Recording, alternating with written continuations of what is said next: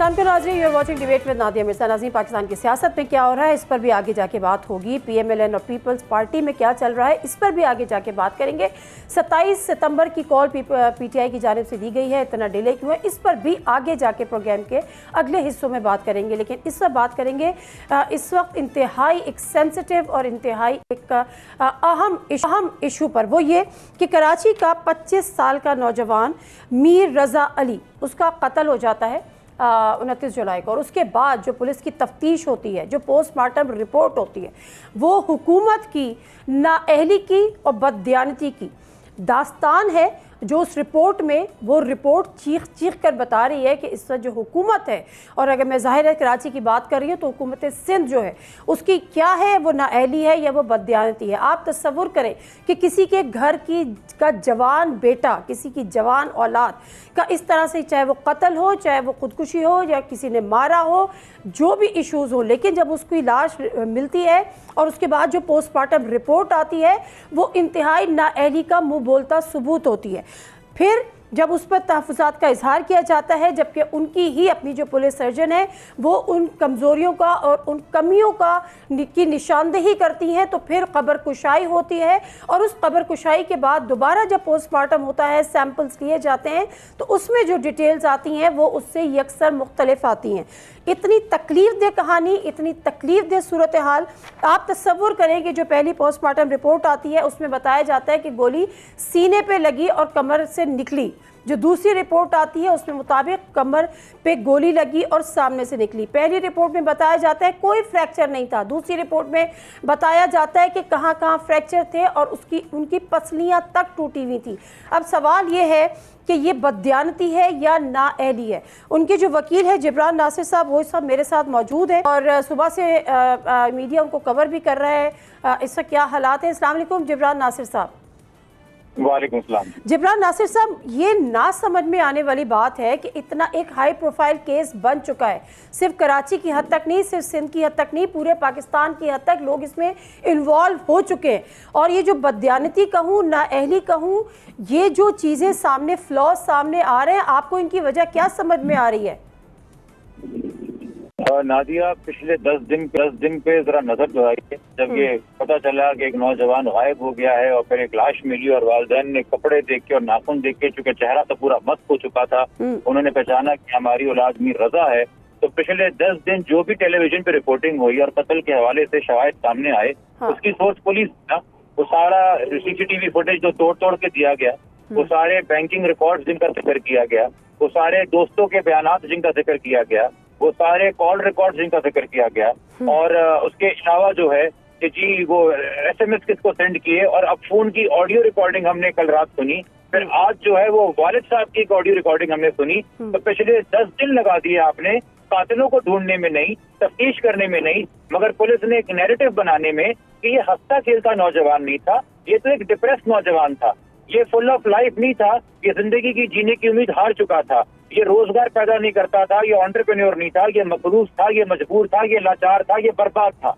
और इसके वालिद साहब भी यहाँ से वहाँ दर बदर फिर रहे थे नौकरी के लिए, और जब इनसे भी इनका पेट नहीं भरा और इनको पता है कि अब वो सारे जतन करने के बाद कि पहले इन्होंने पुलिस सर्जन पे अटैक धावा बोल दिया, उनको मलाइन करने की कोशिश की, मगर जब जज ने कहा कि नहीं इन्हीं के अंडर बनेगा मेडिकल बोर्ड, तो उसके मेमोरान तब्दील करने की कोशिश की, और जब तब भी वो नहीं हुआ, और आज जब मेडिकल हो रहा था और रिपोर्ट आने वाली थी, तो उस दौरान मैंने देखा 4 साढ़े 4 बजे के करीब कई चैनलों के ऊपर ये ब्रेकिंग न्यूज और सुर्खी बना दी गई कि अरे वालिदैन की खुला हुई भी और इनके नचाकी थी, और देखिए इनके अंदरूनी मामला क्या थे, जैसे कि बात वालिदैन ने किसी फोरम पे छुपाई हो। मगर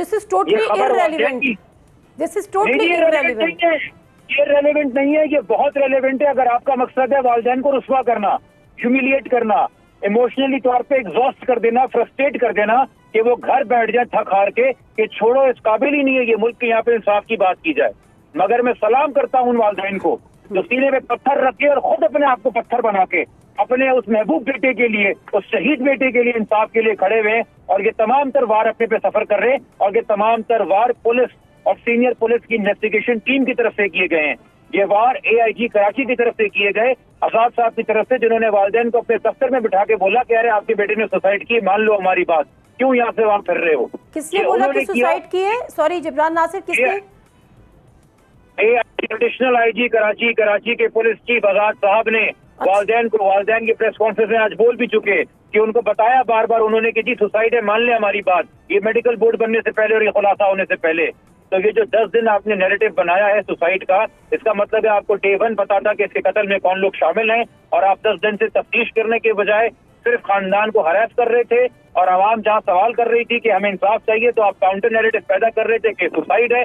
अब जब कत्ल साबित हो गया है कि कत्ल हुआ है तो हमारा मुतालबा है कि हमें कातिल चाहिए, मगर हम कोई बेवकूफ नहीं है, हम कोई दीवाने नहीं है कि इन लोगों पे जिन्होंने शहादत के बाद और मरने के बाद भी रजा को नहीं बख्शा, उसे बदनाम करने की कोशिश की और अब खानदान को बदनाम करने की कोशिश की, इन अफसरों से हम पुलिस की तफ्तीश करवाएंगे। अच्छा, हमें ये पूरी इन्वेस्टिगेशन टीम चेंज चाहिए, हम इसका तबादला चाहते हैं। अच्छा, अब मुझे ये बताएं कि जो पहली इनकी जो इब्तिदाई पोस्टमार्टम रिपोर्ट थी, उस वक्त उनके वालिदैन उससे मुतमईन थे? ये जो पुलिस सर्जन ने जो जिन नुकात का और जिन फ्लॉज का या जिन कमियों का जिक्र किया, उस पर जाके फिर उन्होंने और दोबारा पोस्टमार्टम की बात हुई, तो पहली इब्तिदाई रिपोर्ट पे मुतमईन हो गए थे उनके वालिदैन?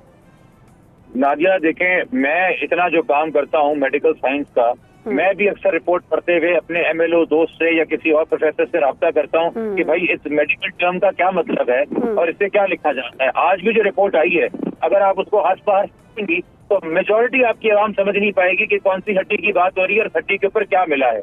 ये तो आम अल्फाज के अंदर फिर वालिदैन को बच्चा के मेडिकल बोर्ड ने एक्सप्लेन किया है कि जी साइंस में इस हड्डी को ये कहते हैं, इसका ये मतलब होता है, लीजन ये होता है, ब्रूज ये होता है, टेयर ये होता है, फ्रैक्चर ये होता है, कंप्रेस ये होता है, डीकंप्रेस ये होता है, मस्कुलेचर ये होती है, ब्लैकनिंग ये होती है।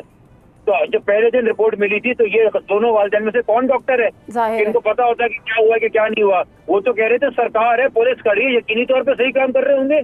बिल्कुल, उनको इल्हाम हुआ था कि नहीं यहाँ सबसे सब चोर हैं और टॉप सीनियर लेवल तक चोर हैं। Very true. अच्छा, मुझे एक और बात बताएं कि अब आप कह रहे हैं कि जो तफ्तीशी टीम है उसको तब्दीली का आप लोग का मुतालबा है, ज़रा आप उनके वकील हैं तो उनकी फैमिली का मुतालबा है। उससे पहले जो मेडिकल बोर्ड तब्दील हुआ, ये किसके कहने पे हुआ और ये किसकी साजिश थी? जी, ताने बाने जो है ऐसे इंसान की तरफ नहीं है जिसका पुलिस से बहुत असर वसूख है, किसी ऐसे इंसान की तरफ भी जा रहे हैं या गैंग की तरफ जा रहे हैं जिनका सिंध हुकूमत के बहुत ऊपर असर वसूख है, जो कि मिनिस्ट्रियां इसमें इन्वॉल्व हुई हैं। रात के 12 बजे जो है मिनिस्ट्रियों से खत निकाले गए हैं मेडिकल बोर्ड को चेंज करने के लिए, और ये पुलिस सर्जन के ऊपर ना सिर्फ IG सिंह की तरफ से अटैक किया गया मगर उनके ऊपर ज़ियाल अंजार साहब की तरफ से भी अटैक किया गया। डॉक्टर सुमैया सैयद उनकी खिदमत बतौर पुलिस सर्जन कराची और उससे पहले भी कोई ढकी छुपी नहीं है। यही सिंध हुकूमत जो है आज से पहले जितने बड़े political non political VIP high profile murders हुए हैं, उनमें जो ऑटोप्सीज हुई हैं, उनमें जो एक्सक्यूमेशन हुई है, यही डॉक्टर सुमैया अपॉइंट होती रही है, आज से नहीं सालों से होती रही है। सैकड़ों हजारों की तादाद के अंदर उन्होंने पोस्टमार्टम किए हैं। मगर अब शायद स्पेशल मेडिकल बोर्ड का सच जो है वो किसी ताकतवर की दुम पे पैर रख रहा था, तो उन्होंने कहा जो हमारा बेस्ट सबसे मेरिट पे बंदा है हम उसको भी क्यों बख्शें, क्योंकि खुद थोड़ी मेरिट पे आए हैं। और अगर मेरिट पे आए मेरिट का पता होता और कभी सेल्फ रिफ्लेक्शन की होती तो इनको पता होता कि ये बाइसे नेमत है कि अगर एक आला अफसर पुलिस सर्जन जो सीनियर अफसर है वो जूनियर अफसर की गलती जो है वो टीवी पे मान रहा है कि जी मेरे महकमे का एक जूनियर अफसर है, मैं इसकी गलती मानता हूँ, क्योंकि आप तो नहीं मानते। आप तो कत्ल करके भी बोलते हैं कि देखो हमने जिंदा कर दिया, मुर्दा करके इंसान को बोलते हैं कि देखो हमने इसको जिंदा कर दिया, और फिर उसी के नारे लगाते रहते हैं। अच्छा जिब्रान, एक और चीज़ मुझे बताएं कि जो आपका जो फ़ोन होता है उसकी जो CDR होती है वो एक बड़ा इंपॉर्टेंट डॉक्यूमेंट होता है इस किस्म की इन्वेस्टिगेशन में।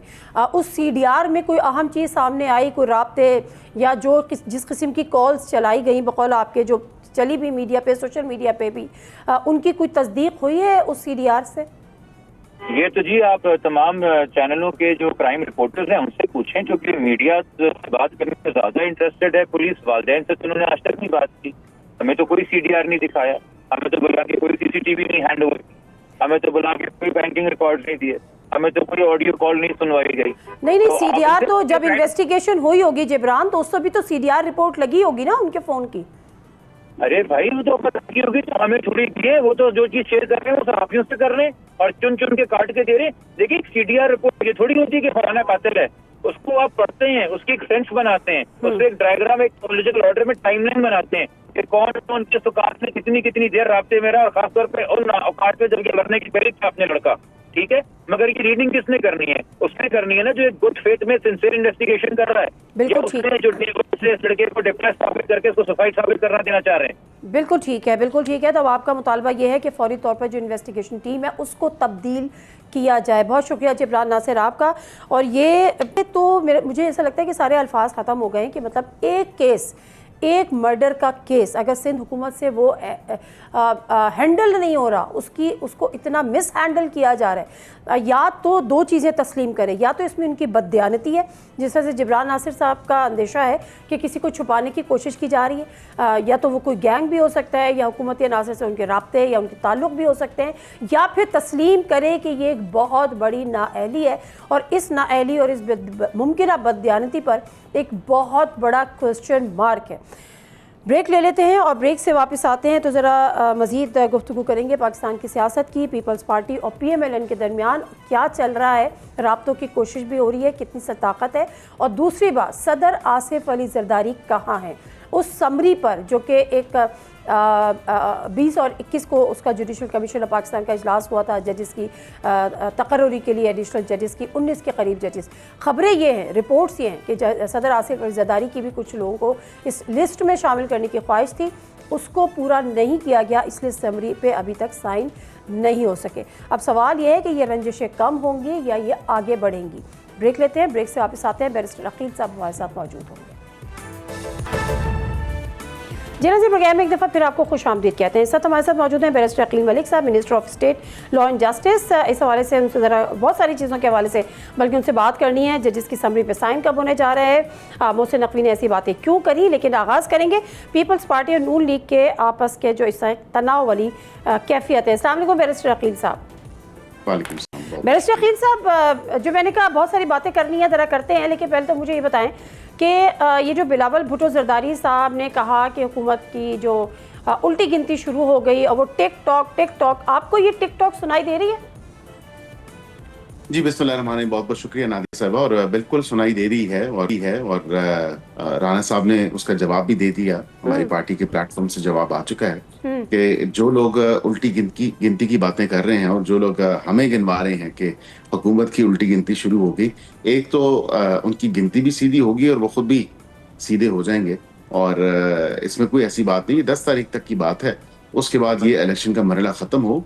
ये तमाम तर बयानात जो हैं एक दूसरे पे लफ्जी गोलाबारी, ये जो आप कह रहे हैं उनकी सीधी हो जाएगी गिनती, तो ये तड़ी है या धमकी है? नहीं, ना तड़ी है ना धमकी है। अल्लाह ताला माफ करे, हम कौन होते हैं धमकी लगाने वाले। लेकिन हम सिर्फ जो है वो रियलिस्टिक हैं। हम एक वाज़ेह तौर पे हकीकत पसंद लोग हैं, हकीकत पसंद जमात हैं, और हमने उनको वाज़ेह तौर पे ये हकीकत दिखाई है कि वो जमहूरियत की खातिर हमारे साथ थे, जमहूरियत की खातिर हमारे साथ हैं और जमहूरियत की खातिर हमारे साथ रहेंगे।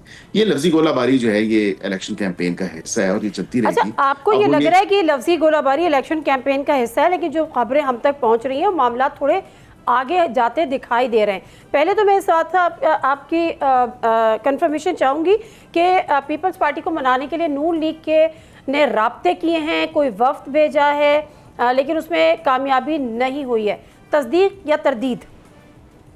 आई कैन नाइदर कंफर्म और डिनाई। और बिल्कुल इत्तेहादियों के साथ इंगेजमेंट रहती है और पीपल्स पार्टी के साथ भी इंगेजमेंट रहती है। आपको याद होगा तकरीबन 1.5 साल पहले एक कमेटी तश्कील दी गई थी और उसको एक हाई लेवल कमेटी जो डार साहब उसको लीड कर रहे थे, गाय बगाए जो रिजर्वेशंस जो तहफ़्फ़ुज़ात पीपल्स पार्टी के होते थे उनसे हम इंगेज करते थे, उनकी रिजर्वेशंस को दूर करते थे और हमेशा अल्हम्दुलिल्लाह खुश उसलूबी से तमाम तर मामलात को जो है बेहतर तरीके से चलाने की हमने कोशिश भी की, उनकी रिजर्वेशन को दूर भी किया, वो तहफ़्फ़ुज़ात जो हैं वो एड्रेस भी हुए। तो हंसी खुशी पे तमाम तर मामलात हुए, 26वीं आईनी तरमीम भी हुई, 27वीं भी हुई। अब ये मामलात अगर खुद इस नहज पे लेके जाना चाहते हैं तो फिर मैं उसका तो कुछ नहीं कह सकता, उनकी अपनी पार्टी की पॉलिसी है।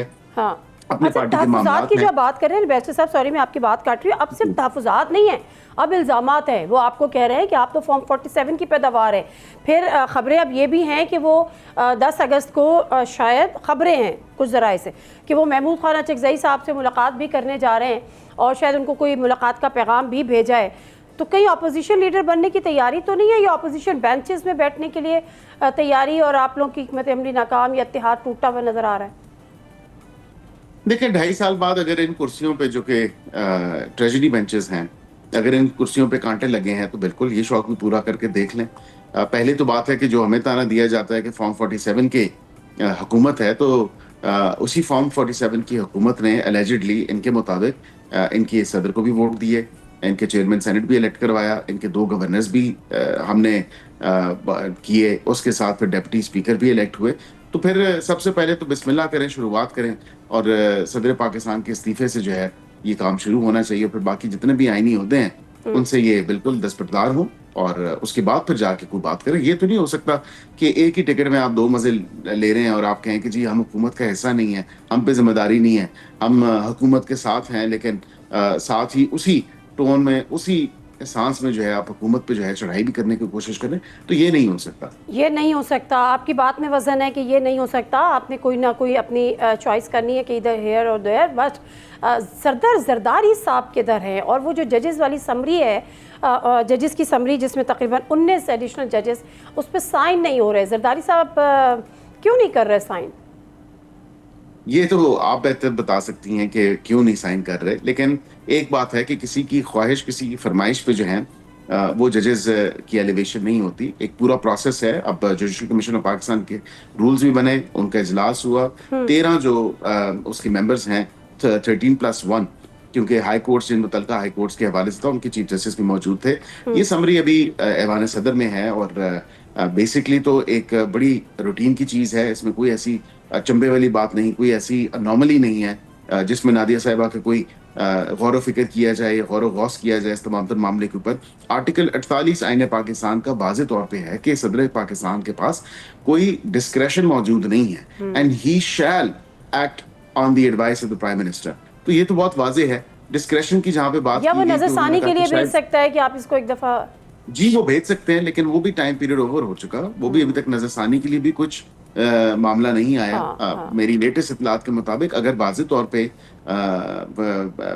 पीएम ऑफिस जो है वो अगर कुछ किया है तो उसका मैं नहीं बता सकता, लेकिन उस पे एक बिल्कुल अगेन आईनी तरीकाकार मौजूद है कि वजीर आजम उसको देख सकते हैं रिकंसिडर करने के लिए, फिर उसके बाद दोबारा वो भिजवा सकते हैं और फिर 10 दिनों के अंदर नादिया साहिबा, ये लॉ ऑफ द लैंड है, ये कॉन्स्टिट्यूशन है कि 10 दिन के अंदर उन्होंने करनी ही करनी है। उसमें उनके पास कोई जो है डिस्क्रेशन नहीं है। बिल्कुल ठीक है। अच्छा, 2 सवाल हैं, जल्दी से कर लेती हूँ आपकी जवाब से। एक तो आपने कहा कि फरमाइशें, ख्वाहिश, तो यानी वो किसी और जजेस का नाम डालने की भी फरमाइश कर रहे थे, ख्वाहिश का इजहार कर रहे थे, या वो चाह रहे थे किसी और अपने मनपसंद का भी नाम डालें? नहीं, देखिए मेरी तो नॉलेज में नहीं है और मीडिया की जो खबरें चलती हैं उसी हवाले से मैंने ये बात कही थी। लेकिन जुडिशल कमीशन ऑफ पाकिस्तान के अपने रूल्स हैं। अब रूल्स के हवाले से अगर आप देखें तो एक छाननी लगी थी, एक फिल्टर लगा था, उसमें जितने लोग नॉमिनेट हुए थे उनके इंटरव्यूज हुए, एक इंटरव्यूइंग कमेटी बनी, वहां से वो छाननी लगी, फिल्टर आउट हुआ और वो लोग जो उस लेवल तक पहुंचे या जिनका रिकॉर्ड या जो दीगर उनका एक्सपीरियंस, सारी चीजों को देखते हुए फिर वो लोग थे जो फिल्टर आउट होकर गए, जो एलिवेशन जिनकी हुई, क्योंकि उसमें भी बाय मेजॉरिटी वोट जो है तमाम तर मामला जो है डिस्कस हुआ। जुडिशल कमीशन ऑफ पाकिस्तान की मेजॉरिटी ने इन लोगों को के लिए वोट किया और एक एलिवेशन के लिए और कॉन्फर्मेशन के लिए इनकी समरी जो है वो आगे भेजी। अच्छा, तो अब जो आर्टिकल 48 जिसका आपने रेफरेंस भी यहाँ पर कोट किया है, तो आप इसको एक्सरसाइज करने जा रहे हैं? देखें, जो टाइमलाइन है, जो प्रिस्क्राइब्ड है आईने पाकिस्तान के अंदर, कॉन्स्टिट्यूशन के अंदर, वो वाजे हैं और उसमें कोई किसी का नहीं, आप एक्सरसाइज करने जा रहे हैं? देखें, वो टाइमलाइन अब फिल वक्त तो मैं आपको ये नहीं कह सकता, लेकिन ये है कि पूछना चाहिए उनसे कि ये समरी गई भी थी, अभी तक आई नहीं है। आपने पूछा क्यों नहीं? प्रेसिडेंट इज, आपके ताल्लुकात इतने अच्छे हैं, आपके इत्तेहादी हैं। टाइम का इंतजार था कि वो टाइमलाइन 15 दिन का, देखें टाइम तो वो तो हो गई। आपका 20 और 21 जुलाई को आपका जुडिशल कमीशन का इजलास हुआ था। आखिरी 23 था और 23 के बाद, क्योंकि आखिरी 3 दिन ये जुडिशल कमीशन ऑफ पाकिस्तान हुआ, इसकी मीटिंग हुई, आखिरी जो था 23 तारीख था। 23 से अगर लेके तो सोमवार वाले दिन ये क्लैरिटी आ जाएगी। और वैसे ही मामला सब्जुडिस है, उसकी मेंटेनेबिलिटी के ऊपर जो है फैसला रिजर्व है। एक पिटिशन की क्योंकि दायर हुई थी, उसकी मेंटेनेबिलिटी को देखा जा रहा है कि ऐसी पिटिशन दायर हो भी सकती है, नहीं हो सकती, और वहां से क्या फैसला डायरेक्शन आती है, कोई ऐसी बात हो। बिल्कुल ठीक है। मोहसिन नकवी पे जरा से आ जाते हैं। मोहसिन नकवी साहब ने एक चार्जशीट तो दे दी है, अब हुकूमत कुछ बेहतर कर रही है, प्लस सूबों वाली जो एक डिबेट नई शुरू हो गई है, PMLN का उस पर 2 टोक मौक़िफ़ क्या है? देखें, एक तो मोहसिन नकवी साहब ने चार्जशीट नहीं किया और उन्होंने कहा कि मैंने ये बात की और गवर्नेंस के हवाले से मैंने कोई चार्जशीट नहीं की, इसी सिस्टम का वो हिस्सा है, इसी हुकूमत का वो हिस्सा है, इसी काबीना का वो हिस्सा है। तो वो कम से कम क्लैरिटी आ गई, उन्होंने क्लैरिफिकेशन दे दी। दूसरी जो बात है कि सूबों के हवाले से, एडमिनिस्ट्रेटिव यूनिट्स के हवाले से मुख्तलिफ लीडर्स जो हैं मुख्तलिफ पार्टी से, उन्होंने वक्तन फवक्तन गाए बगाए इसके ऊपर अपनी बातचीत की है। अभी फिल वक्त वाज़े तौर पे तो हमारी पार्टी का मौक़िफ़ नहीं, लेकिन मेरा ज़ाती मौक़िफ़ और कुछ और वज़रा का ज़ाती मौक़िफ़ भी आपके सामने आया होगा, मीडिया पे आपने देखा होगा कि उन्होंने इसकी सपोर्ट की और कहा कि बिल्कुल एडमिनिस्ट्रेटिव यूनिट्स होने चाहिए। मैं एक स्टेप आगे गया, मैंने कहा जी ये एडमिनिस्ट्रेटिव यूनिट्स खाली होना बहुत अच्छी बात है, लेकिन वो शायद इस प्रॉब्लम को एड्रेस नहीं कर सकेंगे प्रॉपरली अनलेस एंड अनटिल उसके साथ साथ ब्यूरोक्रेसी के अंदर रिफॉर्म्स हों। तो गवर्नेंस के जो गैप्स हैं, गवर्नेंस की जो शॉर्टकमिंग्स हैं, उनको बाकायदा तरीके से एक कंप्लीट जो है ओवरहॉल करने की जरूरत है। ओवरऑलिंग की जरूरत तो है, अदरवाइज भी है जो खबरें अदरवाइज भी ओवरऑलिंग की जरूरत है। बहुत शुक्रिया बैरिस्टर अकील साहब आपकी गुफ्तगू का। उन्होंने कहा मेरी जाती राय है, कुछ वज़रा की जाती राय है कि इंतजामी यूनिट्स मज़ीद बनने चाहिए, लेकिन पार्टी पर अभी इस पर खामोशी है। ताहम कहते हैं मोहसिन नकवी साहब ने कोई चार्जशीट नहीं की, चार्जशीट से बड़ी क्या होगी कि आप 10 घंटे नहीं, आप 18 घंटे काम कर लें, मुल्क ऐसे ही रहेगा। गुड गवर्नेंस लेकर आएँ, बेहतरी लेकर आएँ। अगर ये सब नहीं है, इसका मतलब है कि कुछ तो है। ब्रेक लेते हैं और ब्रेक से आपके साथ हैं शफी जान साहब हमारे साथ मौजूद होंगे। आजकल जिस पीटीआई के ट्रोलिंग का उनके हरीफ, उनके दुश्मन, उनके सियासी मुखालिफ शिकार होते थे, आजकल शफी जान साहब खुद शिकार हो रहे हैं। वजह क्या बनी? ब्रेक लेते हैं, वापस आते हैं, आपको भी बताएंगे, आपको तो पता है लेकिन पूछेंगे शफी जान साहब से। Stay with us. जी नाज़रीन, प्रोग्राम में एक दफ़ा फिर आपको खुश आमदीद कहते हैं। शफी जान साहब हमारे साथ इस्लामाबाद स्टूडियो में मौजूद हैं। बहुत शुक्रिया शफी जान साहब। शफी जान साहब, आपके कोई बड़े मोहब्बत करने वाले और पीटीआई से बड़े मोहब्बत करने वाले, लेकिन कोई पुराने साथी, जब ये सारी एपिसोड हुई जो सोशल मीडिया पे इस वक्त चल रहा है, आपकी नज़र में भी होगा, तो उन्होंने मुझे एक शेर भेजा और जो मैंने सोचा कि मौके की मुनासबत से उसका जिक्र कर दे। जो हम पे गुजरे थे रंज सारे, वो खुद पे गुजरे तो लोग समझे, जब अपनी अपनी मोहब्बतों के अजाब झेले तो लोग समझे। कैसा लग रहा है? पीटीआई आप ही की ट्रोलिंग कर रही है, वो पीटीआई जो आपके सियासी हरीफों की, सियासी दुश्मनों की, आपके मुखालिफिन की करती थी, वो आज शफी जान के पीछे पड़ गई है। मेरे पास तो पूरा सबूत है, लेकिन मैं इसको बोलना नहीं चाह रही। कैसा लग रहा है सर? सबसे पहले आपका शुक्रिया। देखिए, जहाँ तक तहरीक इंसाफ का ताल्लुक है और जिस ट्रोलिंग की आप बात कर रहे हैं, देखिए 27 सितंबर तक हम तमाम तर फोकस जो है वो लॉन्ग मार्च पे रखना चाहते हैं। पेंडोरा बॉक्स तो आपने ही खोला है।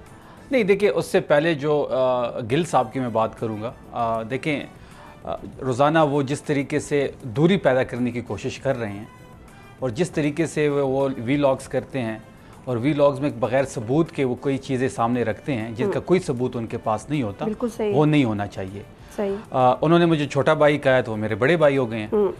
तो अब हम तमाम तरफ फोकस जो है वो 27 पे रखना चाहते हैं। मेरी तमाम लोगों से, तहरीक इंसाफ के जो हमारे बाहर बैठे हुए लोग हैं, जो हमारे ओहदेदार हैं, जो एमएनएज़ हैं, एमपीएज़ है, सोशल मीडिया जो हमारी ताकत है, उनसे सिर्फ एक ही स्टैम्प रिक्वेस्ट है कि 27 तक मुत्तफिक हो जाएं।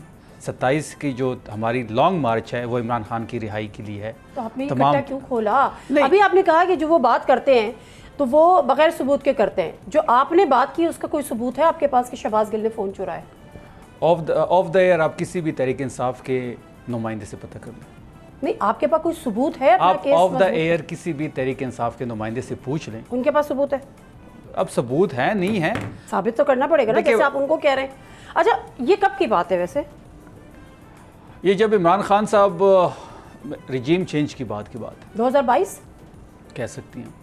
2022 की ये बात है, चले महीना जो भी हो, और पीटीआई की सारी क़यादत को पता था ये बात, पीटीआई के सारे कारकुनों को। उसके बाद 2023 में उमर जो अयूब साहब हैं, जो जनरल सेक्रेटरी होते थे, उन्होंने chairman adviser for media and public relation for North America appoint किया शहबाज गिल साहब को, ये जानते हुए, बकौल आपके, ये जानते हुए कि उन्होंने फ़ोन चुराए। देखिए, इस चीज़ पे मैं मज़ीद बात नहीं करना चाहता। इसका जवाब दे दे, फिर मैं मज़ीद बात नहीं करूँगी। जो उमर अयूब साहब की आप बात कर रहे हैं, उमर अयूब साहब की बड़ी कुर्बानी है। जिस तरीके से वो डिसीट हुए हैं और जितनी मुश्किलात उस बंदे ने सहे हैं, शायद ही कोई इतना टॉर्चर कोई हुआ हो। लेकिन इस वक्त वो तहरीक इंसाफ के साथ पाकिस्तान के अंदर मौजूद है। पाकिस्तान तहरीक इंसाफ के साथ पाकिस्तान के अंदर मौजूद है, ग्राउंड पे लड़ रहा है। इस बात का जवाब 27 मैं आ रहा हूँ, 27 तारीख तक तमाम लोगों से रिक्वेस्ट है मुत्तफिक हो जाए। आप जवाब नहीं देंगे। इत्तेहाद और इत्तेफाक से। अब सुन लेना, अगर नारी साहब आपने क्वेश्चन किया, मुझे जवाब देने देना, रेलेवेंट देना। नहीं, ये हक तो मुझे देना, सवाल का हक आपके पास है, जवाब का हक मेरे पास है कि तमाम लोग मुत्तफिक हो जाएं और पाकिस्तान पहुँचे। लेकिन आप इस बात का जवाब नहीं देना चाहते तो आप बताएं कि मैं इस बात का जवाब नहीं देना चाहता। मैं इस 22 को फोन चोरी हुए, पूरी आला क़यादत जानती थी, और 23 को उनको चेयरमैन एडवाइजर जो बात मैंने करनी थी वो कर ली। इस मामले में मैं मजीद बात नहीं करना चाहता। आप मजीद बात नहीं करना चाहते, चलो ठीक है। अब एक और इल्ज़ाम कि 27 सितंबर इतना डिले क्यों? अभी एक मोमेंटम अलीमा खानम साहिबा ने भी पूरा एक क्रिएट किया, जगह जगह वो गई, स्ट्रीट मूवमेंट हुई एंड एवरीथिंग। फिर मोहसिन नकवी साहब ने हुकूमत को चार्जशीट किया। हालात इस वक्त जो है, अवाम परेशान है। ऐसे में आपको नहीं लगता कि इस मोमेंटम जो एक बना हुआ है, इसमें अगर आप लोग दे देते जल्द, जो कि खबरें ये भी हैं कि 23, 13 या 14 अगस्त की मुमकिना तारीख दी जानी थी, लेकिन 27 तक इसको पोस्टपोन किया। देखिए, पहली बात ये है, तमाम तर लोगों की मशावरत से ये डेट दी गई है 27 सितंबर की। तमाम पार्टी की लीडरशिप से मशावरत हुई है, अलायंस से मशावरत हुई है। कुछ लोगों का ख्याल था कि 20 अगस्त होना चाहिए। मैं वैसे कह रहा हूँ, मैं एक्यूरेट डेट नहीं है। कुछ लोगों का ख्याल था कि 10 सितंबर देने चाहिए, कुछ लोगों का ख्याल ये भी था कि अक्टूबर में देनी चाहिए थी। लेकिन 27 सितंबर पे सब मुत्तफिक हुए। जब सब मुत्तफिक हुए तो 27 सितंबर की डेट दी गई। ये सब रुदाद होने के बावजूद पीटीआई खामोश है। पीटीआई सर 9 महीने होने वाले ना, खुद आप कह रहे हैं कि 1 साल से उनसे किसी को मुलाकात की इजाजत नहीं। 1 साल में आपने क्या किया? आपको 1 साल बाद याद आ रहा है कि ओ 27 सितंबर की आपने एक कॉल दी है। उससे पहले कहाँ गई वो मुज़ाहमती तहरीक जो वजह बनी थी सोहेल आफरीदी साहब को ये वज़ीर आला के दर्जे पर पहुंचाने की? सवाल कंप्लीट करूंगी तो सुनूंगी ना। ठीक है। देखिए, 2 साल से तो हमने कोई तहरीक नहीं चलाई ना। आप भी ये बात कर रही हैं, 26 नवंबर के बाद से कोई तहरीक नहीं चली। आपका इशारा भी उस तरफ है ना। 26 नवंबर के बाद अब तक तकरीबन 2 साल हो गए हैं कमोबेश। 9 महीने अफरीदी साहब को हो गए हैं। अफरीदी साहब ने 9 महीनों में कोई तहरीक नहीं चलाई। अब मैं उसी पे आ रहा हूँ ना, सुन लेना, हौसला पैदा करें। 9 महीने में कोई ऑफिशियल कॉल उन्होंने नहीं दी। हमने देखिए, एक मिथ थी हमारे बारे में कि हम सिर्फ हेजिटेशन की पॉलिटिक्स करते हैं, मजहमत की पॉलिटिक्स करते हैं, ठीक है, सड़कों की बात करते हैं, अफरा तफरी की बात करते हैं। 2 साल तो हमने कोई तहरीक नहीं चलाई। सख्ती मजीद क्यों सख्त होती गई? 9 महीने से आपने उस शख्स को आइसोलेशन में डाला है जहाँ पे वो कैदे तन्हाई है, जिससे किसी से बात नहीं कर सकता। हमने तो पीएम से बात की इस दौरान। अब सुन लेना, मैं उस 9 महीनों का जवाब दूंगा। नहीं, मैं सिर्फ ये पूछना चाह रही हूं, मैं उस 9 महीनों का जवाब आपकी ये बात और हिकमत अमली से मैं मुत्तफिक हूँ कि आप लोगों ने प्रूव किया कि आप सिर्फ एजुटेशन की पॉलिटिक्स नहीं करते। लेकिन इस दौरान फिर आपके कोई राब्ते हुए? मैं उसी पे आ रहा हूँ। देखिए, हमने मुज़ाकरात को भी टाइम दिया, हमने कोर्ट्स को भी टाइम दिया। 25 हमारी जो एप्लीकेशंस हैं हाई कोर्ट इस्लामाबाद के अंदर है सेहत और मुलाकात के हवाले से, 15 सुप्रीम कोर्ट के अंदर हैं। धरना दिया गया सुप्रीम कोर्ट के सामने, अडियाला के सामने, हाई कोर्ट के सामने। ठीक है, उनकी सेहत के मामले पे धरना दिया गया। खैबर पख्तूनख्वा के शराएं बंद हुई। हमने पीएम से बात की, हमने चीफ जस्टिस से बात की, कॉल्स की। चैनल से कोई राब्ते? देखिए, गौर साहब चीज़ों को आगे लेके बढ़े, लेकिन डेडलॉक का शिकार हुए। किससे मुलाकात की उन्होंने? नहीं, गवर्नमेंट के नुमाइंदों से मुलाकात उसकी हुई, लेकिन वो चीज़ें डेडलॉक का शिकार हुई। अगर हम अब एहतजाज कर रहे हैं तो हमारे पास कोई ऑप्शन रहा ही नहीं है। बिल्कुल ठीक है। अब एहतजाज, अब सुन लें, एहतजाज क्यों होता है? जब आपकी सुनवाई नहीं होती। बिल्कुल सही। जब आपकी सुनवाई नहीं होती तो आप सड़कों पे आते हैं। बिल्कुल ठीक है। तो हम सड़कों पे आ रहे हैं 27 को, 50 दिन रह गए हैं। हम केपी से स्टार्ट करने वाले हैं अगले हफ्ते मोबिलाइजेशन। हमने पंजाब जाना है, सिंध जाना है। जिस दिन हम पेशावर से निकलेंगे 20 लाख नौजवान हमारे साथ होंगे। ठीक है, ये सेव कर लीजिएगा। बिल्कुल सेव कर से निकलेंगे 20 लाख नौजवान हमारे साथ होंगे। ओके, अब ये मोहसिन नकवी साहब जो है उन्होंने हुकूमत के खिलाफ तो एक चार्जशीट दे दिया। अली अमीन गंडापुर साहब ने, मुझे याद है, उन्होंने कहा था कि जितनी कोशिशें इमरान खान साहब की रिहाई से मुताल्लिक़ और दीगर मामलात पर आप लोग के मामलात तय करने के हवाले से मोहसिन नकवी साहब ने की, इतनी किसी ने भी नहीं की। अभी भी कुछ इतलात है कि 4 अगस्त को भी मोहसिन नकवी साहब से मुलाकात हुई है सोहेल आफरीदी की, हाँ या ना? 4 अगस्त कोई मुलाकात नहीं हुई। 5 अगस्त यानी आपके जलसे कोई मुलाकात नहीं हुई। सोहेल आफरीदी साहब की कोई मुलाकातें हुई हैं माजी कोई में, मुलाकात रिसेंट पास्ट में? जिस दिन से अनाउंस हुआ है जलसा, उस दिन से लेके ये प्रोपेगेंडा किया जा रहा है। मुख्तलिफ टाइमिंग बताई जाती है। कुछ लोग कहते हैं पेशावर में मुलाकात हुई, जो टाइम बताया जा रहा है, जो हमारी ही लोग बता रहे हैं, उस दिन वो इस्लामाबाद में मौजूद थे। ठीक है, उस दिन वो इस्लामाबाद में केपी पढ़ो केपी और टेली मेडिसिन के जो हमारे मीटिंग्स थी वो अटेंड कर रहे थे उसी टाइमिंग्स में। ये एक झूठा प्रोपेगेंडा किया जा रहा है। हम 27 की तैयारी में हैं। हम तमाम तर फोकस 27 पे रखना चाहते हैं। हमने इरादा तय कर लिया है, हमने अनाउंस कर लिया है। हम मोबिलाइजेशन में जा रहे हैं, हमने सेमिनार्स करने हैं। काकरोच जो जिसको कहते थे हम उसको इकबाल के शाहीन कहते हैं। हमारे जो नौजवान हैं, हमने चलिए, यूनिवर्सिटियों में अब जाना एक और है, सवाल। सेमिनार्स करने हैं, बिल्कुल यूथ को ठीक है। मोबिलाइज करना आपका राइट है। ये तहरीक यूथ लीड आपका करेगी, राइट है। दो ये सवाल तहरीक आखिरी। यूथ लीड करेगी। एक दिन की एक्टिविटी नहीं होगी, हफ्तों और महीनों पे मुश्तमिल होगी। लॉजिस्टिक के साथ हम सोच आएंगे। लिया कि महीनों तो खान साहब की रिहाई नहीं होगी। हम देखिए अब तहरीक शुरू होगी, ठीक है, जब भी तहरीक तो होगी। जो महमूद आप खान देख लेना अचकजई बांग्लादेश साहब- में इनकलाब महमूद कितने खान दिनों में अचकजई आया। साहब ऑन बोर्ड हैं, बिल्कुल ऑन बोर्ड है, उनकी मर्जी से हो रहा है सब बिल्कुल कुछ? हो रहा है, मौलाना फजलुर रहमान साहब से कोई राब्ते हैं? बिल्कुल रब्ता है, कहाँ बात पहुंची? हम क्लोज टच में हैं नहीं, कहाँ बात पहुंची? बिल्कुल। इस एहतजाज में आपके साथ होंगे? इंशाल्लाह होंगे। इंशाल्लाह। मामलात इस हद तक चले गए? बस देखिए वो भी चाहते हैं कि तमाम तरह चीज़ें रिटन फॉर्म में, ओके, हम भी चाहते हैं तमाम तरह चीज़ें रिटन फॉर्म में। ड्राफ्ट बन रहा है? एतमाद का फुकदान दोनों साइड पे है, हमारे साइड पे भी है, उनके साइड पे भी है, लेकिन हम बहुत ही क्लोज हैं। कुछ चीज़ों में चीज़ें कुछ दिनों में ड्राफ्ट तैयार हो रहा है? तकरीबन हो रहा है। चलिए ठीक है, बहुत शुक्रिया शफी जान साहब आपके टाइम का, गुफ्तगू करे साहब से, और बहुत सारी चीज़ों पे वजाहत देनी थी, लेनी थी, उन्होंने दे दी। प्रोग्राम से दीजिए नादिर मिर्ज़ा को इजाज़त। अल्लाह हाफ़िज़। सब्सक्राइब करें और बेल दबाएं ताकि कोई खबर रह न जाए।